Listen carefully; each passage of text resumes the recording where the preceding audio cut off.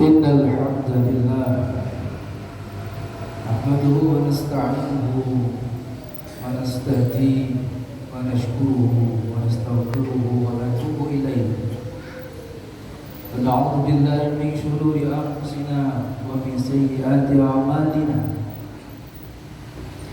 من يهد الله فلا مضل له ومن يضلل فلا هادي له وأشهد أن لا إله إلا الله وحده لا شريك له ولا مثيل له هو الإله المعروف الغفور المستغني عن كل ما سواه والمفتقر إليه كل ما عداه وأشهد أن سيدنا محمدا عبده ورسوله بلغ الرسالة وأدى الأمانة ونصح الأمة صلى الله على سيدنا محمد صلاة يقضي بها حاجاتنا ويفرج بها كرباتنا ويكفينا بها شر أعدائنا وسلم عليه وعلى أصحابه الطيبين وآله الأطهار ومن والاه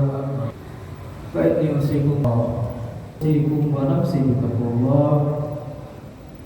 قال تعالى في كتابه الكريم يا أيها الذين آمنوا اتقوا الله حق تقاته ولا تموتن إلا وأنتم مسلمون. معاشر المسلمين وزمرة المؤمنين rahimahumullah.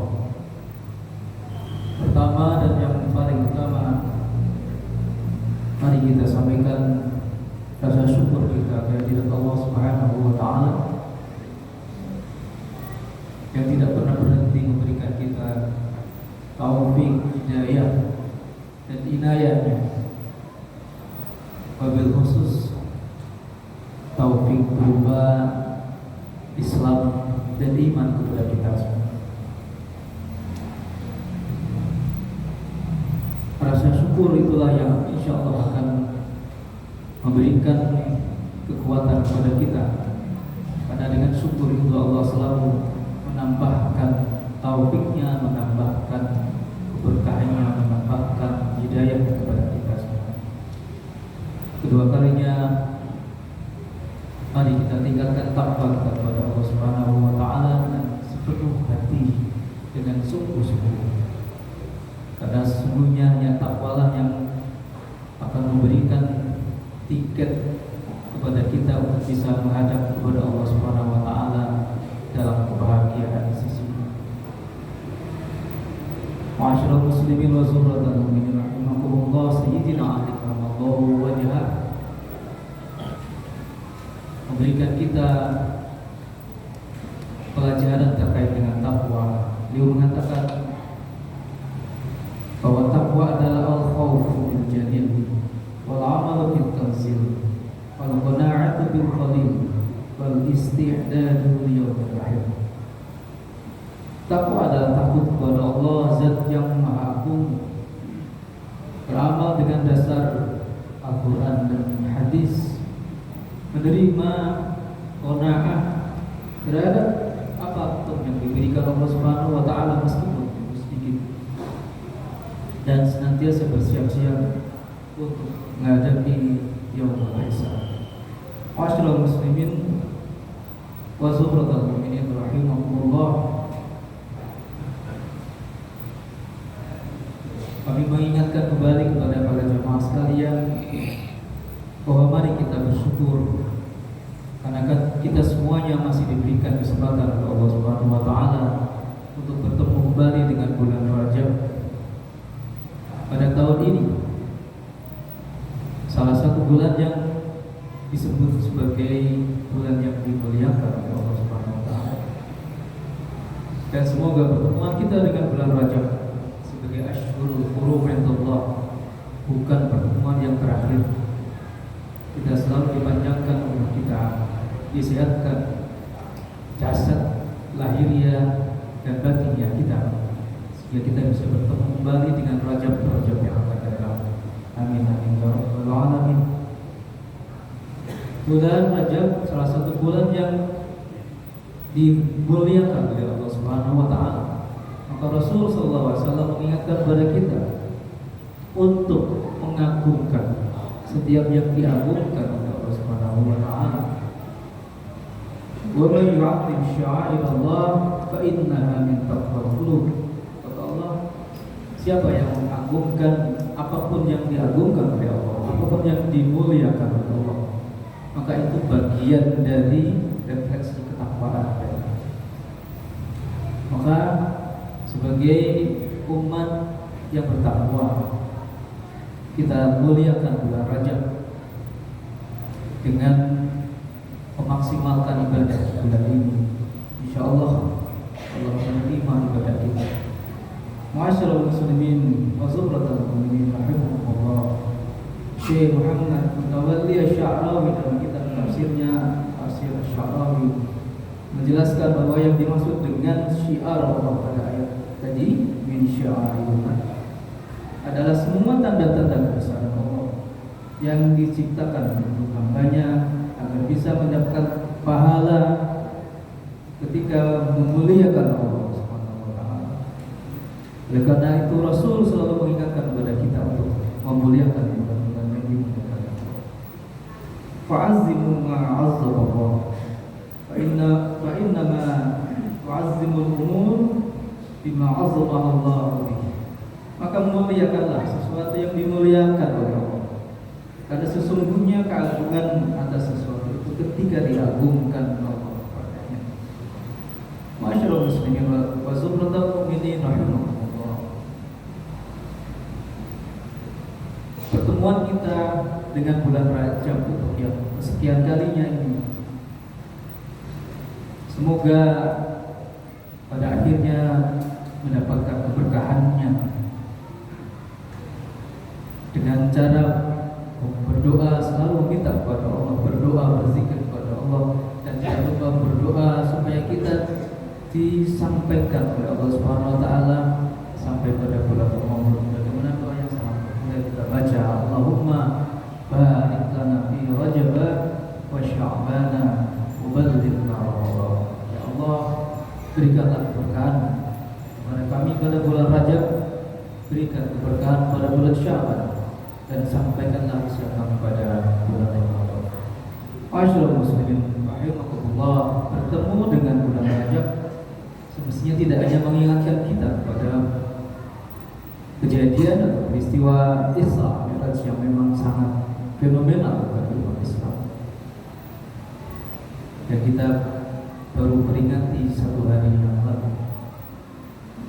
Namun seharusnya juga mengingatkan kita kepada apa hikmah dibalik disyariatkannya sholat 5 waktu melalui peristiwa Isra dan Mi'raj. Apabila kita dalami, kita pelajari lebih jauh, setidaknya ada dua makna strategis sholat yang telah diperintahkan Allah kepada kita. Yang pertama adalah bahwa sholat adalah sebuah penegasan atas komitmen kemanusiaan kita kepada sesama.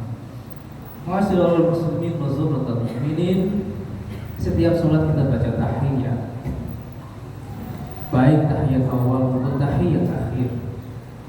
Apabila kita memahami riwayat tahiyat yang kita baca dalam setiap sholat, sesungguhnya tidak lain merupakan refleksi dari peristiwa Isra Mi'raj itu sendiri. Diriwayatkan ketika Nabi SAW dalam perjalanan Mi'rajnya, sesampainya di Sidratil Muntaha, kemudian beliau menyaksikan kebesaran Allah Subhanahu wa taala. Lalu ketika beliau mengucapkan salam at-tahiyatu mubarakatus shalawatu thayyibatullah, segala kehormatan, keberkahan, kebahagiaan dan kebaikan hanya milik Allah Subhanahu wa taala. Mendengar salam dari Rasulullah SAW, kemudian Allah membalas salam Rasulullah dengan mengucapkan salam kembali, Assalamu alayka ayyuhan nabi wa rahmatullahi wa barakatuh. Salam rahmat dan berkah Allah aku tujukan kepadamu, wahai Nabi Muhammad sallallahu alaihi wasallam. Tapi ketika mendapatkan balasan salam dari Allah Subhanahu wa taala, apa yang dilakukan oleh Nabi Muhammad sallallahu alaihi wasallam? ternyata tidak cukup puas dengan hanya mendapatkan salam untuk dirinya sendiri. Kemudian Nabi menambahkan dalam salam itu, Assalamu alayna wa ala ibadillahis sholihin. Semoga salam keselamatan tetap tercurahkan juga untuk hamba-hamba Allah yang soleh. Jawaban Nabi menegaskan siapa? Nabi kita Muhammad SAW yang tidak hanya memikirkan dirinya sendiri, tapi sejak awal, bahkan sejak beliau sebelum diangkat menjadi Rasul, menjadi Nabi, beliau sudah memikirkan umat seluruhnya. Ma'asyiral muslimin wa zumratal mu'minin rahimahumullah. Bagian terpenting dari salam ini adalah ketika Nabi juga mengikutkan salam bagi umatnya dan umat-umat yang soleh. Assalamu alayna wa ala ibadillahis sholihin. Lalu siapa yang dimaksud dengan as-sholihin atau as-sholihun dalam makna salam Nabi? Kiai Ihsan Jambes dalam kitabnya Sirajul Talibin Syarah I'anah Talibin menjelaskan bahwa kata sholih jamaknya sholihin berarti al-qa'im li huquqillah wa huquqil ibad.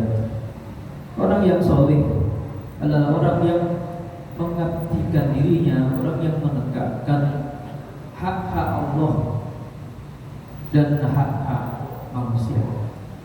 Al-qa'im li huquqillah wa huquqil ibad atau wa huquqil ibad.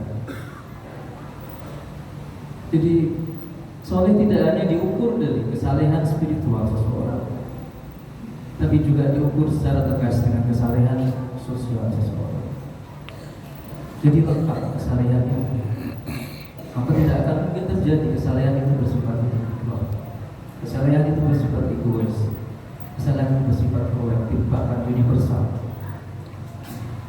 Oleh karena itu dalam sebuah riwayat dalam Sahih Bukhari dijelaskan barang siapa yang mengucapkan kalimat itu, ya assalamu alayna wa ala ibadillahis sholihin, dalam salatnya, maka Allah akan menyampaikan salamnya itu kepada seluruh hamba Allah yang soleh, baik yang ada di langit maupun yang ada di bumi. Allah menyampaikan salam kepada orang soleh, kepada kaum yang soleh itu, baik kepada yang hidup maupun kepada yang mati.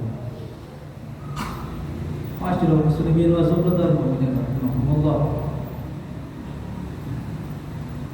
Oleh karena itu dalam diri orang-orang yang soleh, dalam diri orang-orang yang selalu menegakkan sholatnya, musallin, khashi'in fi sholatihim, maka setidaknya ada 3 ekspresi.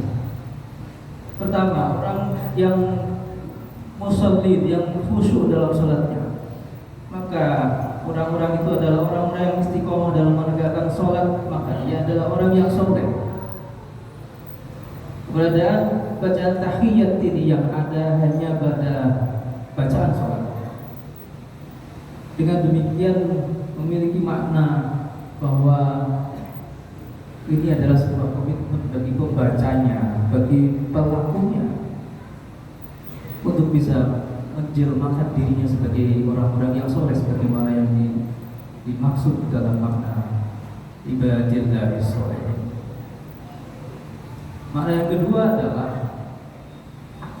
bahwa setiap orang Islam, orang yang mengaku dirinya Islam, maka seharusnya senantiasa berlomba untuk menjadi orang yang soleh. Kenapa demikian? Karena dengan menjadi orang yang soleh, maka dia masuk dalam konteks doa yang dibacakan setiap muslim dalam sholat. Maka dia masuk dalam kategori orang-orang yang didoakan oleh sesama muslim dalam sholat. Demikian juga sebaliknya, kalau dia tidak mau serius dalam sholatnya sehingga menjadi orang-orang yang soleh, maka dia tidak bisa masuk dalam kategori orang-orang yang didoakan dalam tahiyyat. Ini juga menegaskan bahwa kesolehan itu tidak bisa dimaknai secara individual, Meskipun ibadah sholat adalah ibadah fardhiyah, ibadah individual. Oleh karena itu, Quran mengatakan dengan jelas, innas sholata tanha 'anil fahsya'i wal munkar. Kalau sholat itu adalah sebuah refleksi kesalehan secara sosial, maka tidak mungkin dengan sholat itu orang masih mungkin untuk melakukan fahsya dan munkar. Karena dengan melakukan fahsya, melakukan kemungkaran, maka dia membiarkan dirinya menyakiti orang lain, dia membiarkan dirinya merugikan orang lain, dia membiarkan dirinya mencurangi orang lain, dan seterusnya. Ma'asyiral muslimin rahimakumullah. Yang ketiga, bahwa ketika orang-orang menjadi soleh karena sholatnya itu, maka berarti virus kesolehan akan tersebar luas di antara Islam, tidak hanya secara lokal, bahkan nasional, bahkan global. Maka sholat sesungguhnya adalah refleksi perdamaian global, refleksi keselamatan universal. Ma'asyiral muslimin rahimakumullah, makna strategis yang kedua adalah kebahagiaan dan kedamaian ini. Seorang muslim yang serius dalam sholatnya akan merasakan kedamaian, kebahagiaan, sebagaimana disampaikan oleh Allah dalam surat Al-Mu'minun, qad aflahal mu'minun alladzina hum fi sholatihim khashi'un. Sungguh beruntung, sungguh berbahagia orang-orang yang mukmin, orang-orang yang beriman, yang khusyuk dalam sholat. Kebahagiaan itu diperoleh karena mereka telah merasakan bagaimana nikmatnya menjalankan perintah Allah secara sebaik-baiknya. Kebahagiaan itu dirasakan karena manusia yang melakukan sholat itu merasakan kebahagiaan kalau bertemu dengan Allah Subhanahu wa Ta'ala dalam sholat. Maka dikatakan ketika Nabi Mi'raj, sesungguhnya Mi'rajnya orang mukmin adalah sholat. As-sholatu mi'rajul mu'minin. Ma'asyiral muslimin, Syekh Ibnu Katsir dalam tafsirnya mengatakan bahwa orang-orang yang beriman, yang khusyuk dalam sholatnya itu laksana para raja yang mendapatkan kemuliaan dari Allah Subhanahu wa Ta'ala, dan insya Allah bisa berdampingan dengan Allah di surganya, yaitu surga Aden. Ada bin Abbas qala Nabi sallallahu alaihi wasallam, lamma khalaqallahu jannata 'adn khalaqa fiha ma la 'ainun ra'at wa la udhunun sami'at wa la khatara 'ala qalbi bashar. Thumma qala laha takallamani faqalat qad aflaha.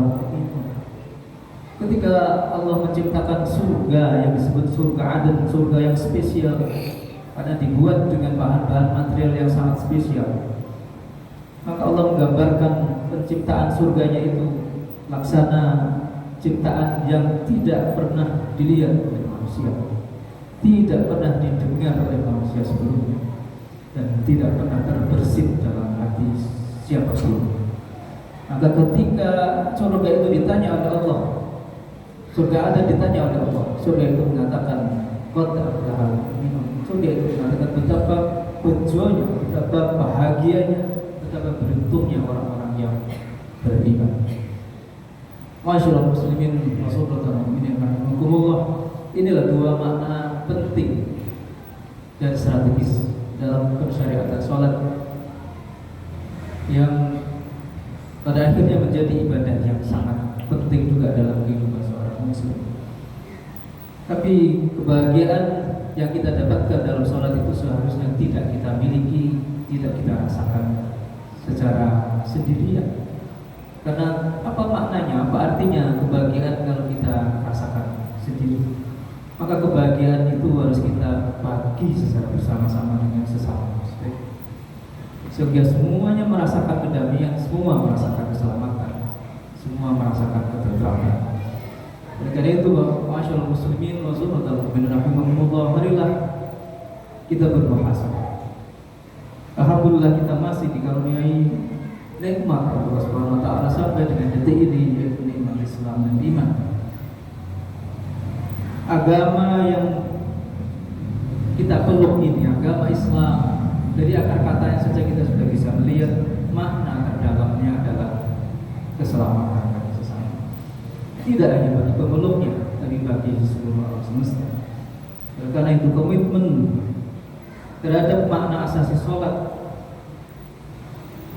kita yang kita tiap hari lakukan itu sesungguhnya bukan tanpa biaya, bukan tanpa ongkos. Kita selalu akan diuji oleh Allah dengan sholat kita. Kita selalu akan diuji oleh Allah dengan sholat kita, baik kita sadari maupun tidak. Dan ujian yang paling dekat dengan kita saat ini adalah ujian pemilu. Karena itu mari kita berdoa semoga kita bisa berhasil dalam melalui ujian ini. Kita, bangsa kita berhasil dalam melalui ujian pemilu ini dengan sebaik-baiknya tanpa harus mengorbankan sholat kita. Masing-masing dari kita perlu berkomitmen untuk tidak menyakiti orang lain, untuk tidak perlu menfitnah orang lain, untuk tidak perlu mengadu domba orang lain, meskipun pilihan kita berbeda. Semoga Allah memberikan kita kekuatan untuk menjaga sholat kita.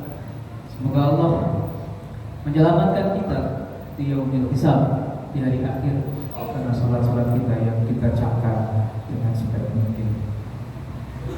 Allahumma antas salam wa minkas salam wa minka ya'udus salam wa hayyina rabbana bis salam wa tahiyyina al-jannata daras salam. Tabarak rabbana wa ta'ala ya dzal jalali wal ikram. Barakallahu li wa lakum bil Qur'anil azim wa nafa'ani wa iyyakum bima fihi min al-ayati waz zikril hakim. Aqulu qawli hadza wa astaghfirullahal azim li wa lakum wa lisa'iril muslimina wal muslimat fastaghfiruhu innahu huwal ghafurur rahim. Allahumma shalli wa sallim وزد علم وتفضل وبارك بجلالك وكمالك على سيد عبادك وصرف عبادك سيد العرب والعجم والإمام طيبة الحرم سيدنا مولانا محمد وعلى آله وصحبه وسلم ورضي الله تبارك وتعالى عن كل صحابة رسول الله أجمعين.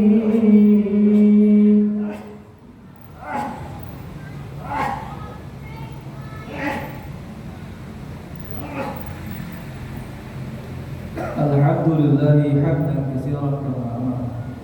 Asyhadu an la ilaha illallah wahdahu la syarika lah, irghaman liman jahada bihi wa kafara. Wa asyhadu anna sayyidana Muhammadan abduhu wa rasuluh, sayyidul khalaiqi wal bashar. Allahumma shalli wa sallim ala sayyidina Muhammad wa ala alihi wa sahbihi wa sallim tasliman katsiran.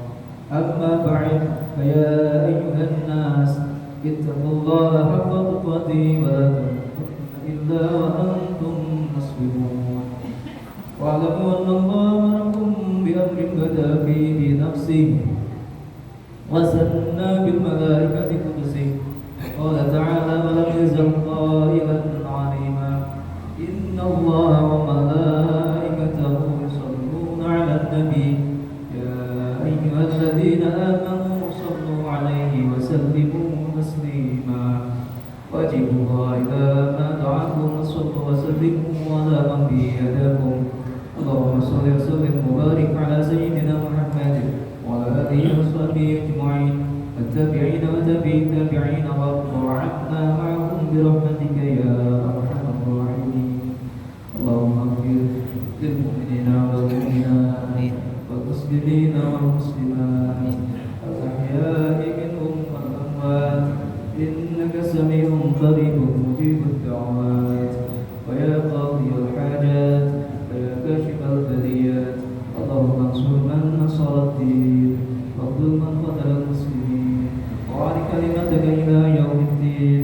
اللهم ألف بين قلوب المؤمنين اللهم ألف بين قلوب المؤمنين اللهم ألف بين قلوب المؤمنين والفصل ذات بينهم اللهم ادفع عنا البلاء والوباء والغلاء والفحشاء والمنكر والبغي والشدائد والسيوف المنكرة والمحن ما ظهر منا وبطن من بلدنا هذا خاصة ومن سائر بلدان المسلمين عامة إنك على كل شيء قدير وبالإجابة جدير ربنا اغفر لنا ذنوبنا وإخواننا الذين سبقونا بالإيمان ولا تجعل في قلوبنا غلا للذين آمنوا ربنا إنك رؤوف رحيم ربنا آتنا في الدنيا حسنة وفي الآخرة حسنة وقنا عذاب النار والحمد لله رب العالمين عباد الله بالعدل والإحسان إيتاء القربى وإنفاق العشاء والمنكر والبغي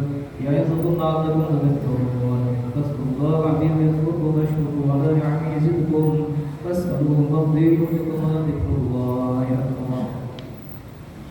الله أكبر.